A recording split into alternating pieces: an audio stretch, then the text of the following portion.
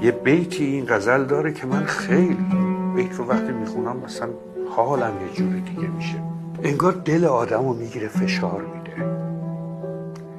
پرنده‌ای که سرشو بریدن ولی اجازه نمیدن که تکون بخوره، اجازه نمیدن که دست و پا بزنه. میگه که بخشای بران مرغ که خونش گه بسمل بر خاک بریزند و تپیدن نگذارند. مگه میشه آدم درد بکشه و صداش در نیاد؟ اجازه این که بگه دارم درد میکشم نداشته باشه. نگو که بهم ظلم میشه، نگو که گشنمه، نگو که داره بهم فشار میاد.